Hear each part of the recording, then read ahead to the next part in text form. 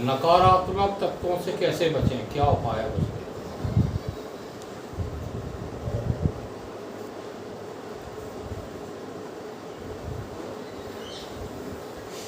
दो शब्द हैं, एक सकारात्मक एक एक नकारात्मक। अब इन दोनों शब्दों का लक्ष्य अलग अलग होता है। जो संसार को सत्य समझते हैं उनके लिए तो संसार की प्रशंसा ही सकारात्मक है, और इसके विरोध में यदि तुम ब्रह्म की भी बात करो तो उन्हें नकारात्मक लगेगी। और जो संसार को मिथ्या समझते हैं,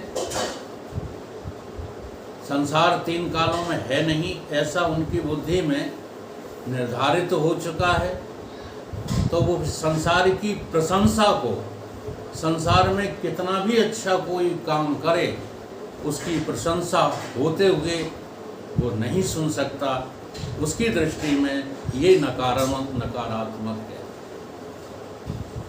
और ईश्वर की प्रशंसा, ब्रह्म की प्रशंसा,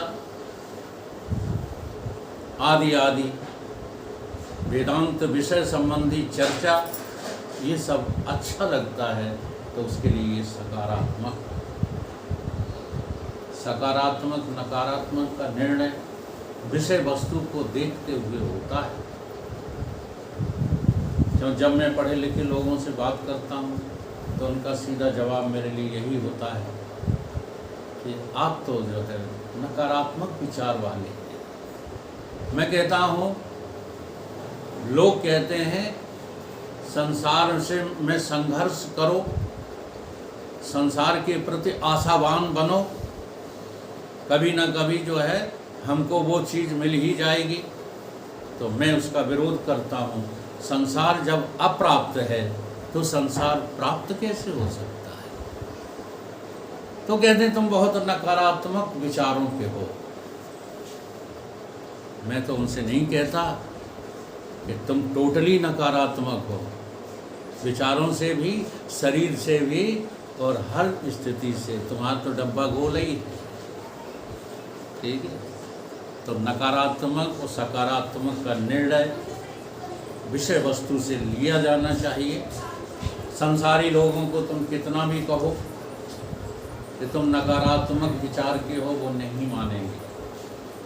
क्यों रे? क्योंकि अब कोई संसार में मेहनत करके कलेक्टर बना है, तुम उससे कहने लगो जाकर कि ये रास्ता तो तुम्हारा नकारात्मक है, तो वो तुमको डांट देगा, फटकार के भगा, सुनेगा नहीं तुम्हारी। वो नहीं सुनते।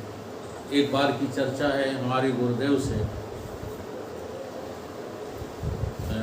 जालौन में एक कलेक्टर साहब भिड़ गए। वो कलेक्टर ने इतना अध्ययन किया था शास्त्रों का, जैसे ये आते हैं आपके बिजपुरी के, इनसे भी अधिक उसको जानकारी थी वैशिष्ट शास्त्र की, न्याय दर्शन की।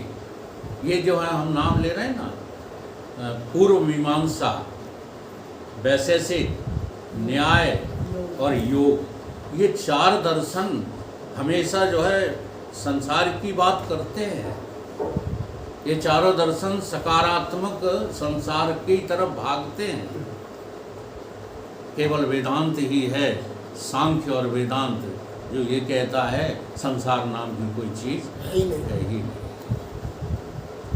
इसलिए अब वो कहे, स्वामी जी से कहे वो कि महाराज आप तो जगत पूज्य हैं, आप तो ऐसे हैं, लेकिन आप नकारात्मक विचारों के धनी हैं। वो कलेक्टर कहे और स्वामी जी मुस्करा जाएं और फिर अपनी बात शुरू करें, तो वो सुने ही नहीं। तो ये सब नकारात्मक बातें हैं, बिना कर्म किए काम चल ही नहीं सकता। न्याय दर्शन क्या कहता है? अभी आप जो है कभी उलझे नहीं हो ये दयानंद सरस्वती के शिष्यों से, आर्य समाजियों से। जी हाँ, आपका वेदांत धरा रह जाएगा। इतनी तगड़ी जो है उनके पास संग्रह है शास्त्रों का कि तुम्हारी बात को बिल्कुल असिद्ध कर देंगे। और वो कहेंगे नहीं, परमात्मा 3 रूपों में बटा हुआ है, ईश्वर, जीव और माया, कोई ब्रह्म नहीं है। ठीक है, वो उन्हीं तीनों को लेकर के चलते हैं, इसलिए उनका नाम त्रेतवादी है।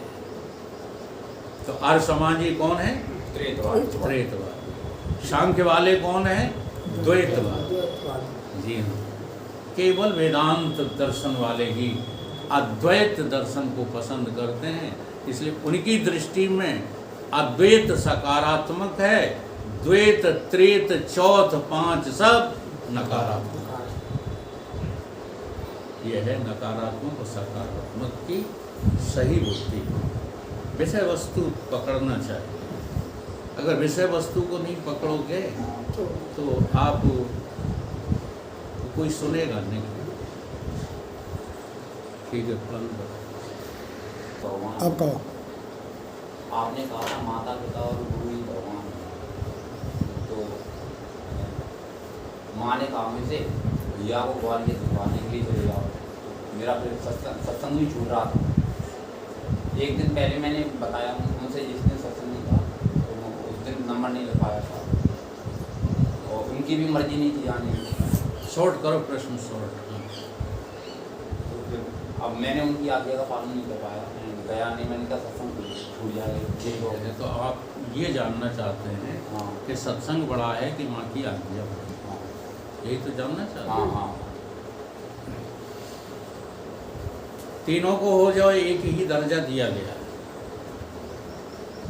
तीनों को मातृ देवो भव, पितृ देवो भव, गुरुदेव। अब आपकी दृष्टि में जो है आपकी तुलना प्रवेश कर गई है कि मुझे किसे मान्यता देनी चाहिए। तो देखिए, इसमें अभी हम समझा गए हैं, आपने ध्यान नहीं दिया। एक होता है शुभ, एक होता है अशुभ। अगर अशुभता की ओर किसी की आज्ञा ले जा रही है तो उसका उल्लंघन नहीं होता,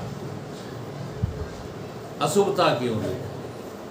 अगर इतना कोई काम बिगड़ रहा है कि आपके जाए बिना वो काम हो ही नहीं सकता, और उससे जो है तुम्हारी माँ को आघात पहुँच सकता है या उनका हार्ट फेल हो सकता है, तो फिर सत्संग छोड़ देना चाहिए। बात केवल एक ही है कि नकारात्मक और सकारात्मक स्थिति आपकी क्या है। जैसे कहा गया, तजो कोट बैरीसम यद्यपि परम स्नेही, जाके प्रिय न राम वैदेही। जिसको राम जो है और सीता प्रिय नहीं है, उस रिश्तेदार का भी त्याग कर दो। ये कहा गया कि नहीं कहा गया? अब देखो इसमें बड़ी गहराई है। जाके प्रिय न राम वैदेही, तजो ताय कोट बैरीसम। अब यहाँ जो उदाहरण दिए गए हैं उसमें से लोग सिद्धांत को हटा देते हैं, सिद्धांत को हटा देते और मनमानी करने लगते हैं। क्या कहा उसमें? तजो पिता प्रहलाद। प्रहलाद ने किसको तज दिया? कदापि नहीं तजा। एक प्रमाण दे दो तुम कि प्रहलाद ने अपने पिता का त्याग किया, तो तुम जहाँ खिलाना चाहो हम खाने को तैयार। कोई प्रमाण नहीं है शास्त्रों में कि प्रहलाद ने पिता का त्याग किया। तो कहा क्या गया वहाँ? ये कहा गया है कि पिताजी के सिद्धांतों का तुम त्याग कर दो, गुरु के सिद्धांतों का पालन करो। बात ये कही गई है। पिता को शरीर से त्यागने की बात नहीं है। तजो पिता प्रहलाद विभीषण, विभीषण भाई, विभीषण ने कभी रावण का त्याग नहीं किया, वरना रावण के वध हो जाने पर 9 आंसू नहीं रोए। देख लो, लोगों के पास इन ग्रंथों को, इन पदों को समझने की सामर्थ्य नहीं है, क्योंकि गुरु संगत नहीं करते, अपनी समझ का हिंकार लिए घूमते रहते। और किन किन ने तजा? गुरु बल तजो भरत माता जी। हाँ, गुरु बल तजो। बलि ने किसको तज दिया? गुरु। कभी नहीं तजा। कभी नहीं तजा। आँख फूट गई गुरुजी की जब वो आए थे, शुक्राचार्य नहीं कौन से बावन भगवान भगवान आए थे। हाँ, तो उनकी आँख फोड़े गए। और आँख फूटे गुरु को भी बलि ने कभी तजा नहीं, हमेशा उन्हीं गुरु की आज्ञा से आगे राज्य शासन किया है। परंतु हम कुछ पढ़ते ही लिखते नहीं, कुछ विचार ही नहीं करते। और महतारी तज दे किन्ने तज रही महतारी। अगर महापुरुष अवतारी पुरुष माँ बाप का त्याग कर देंगे तो आम जनता तो कर ही रही है अपने आप। कभी नहीं त्यागा उन्होंने अपनी माँ की कही को।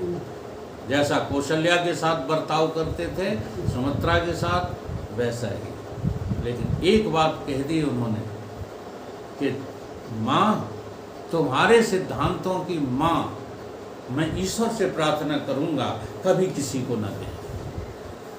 तो क्या तज दिया उन्होंने? माँ की नियत तज दी, माँ के सिद्धांत तज दिए, न कि माता को तज दिए। अरे उल्टी सोच है।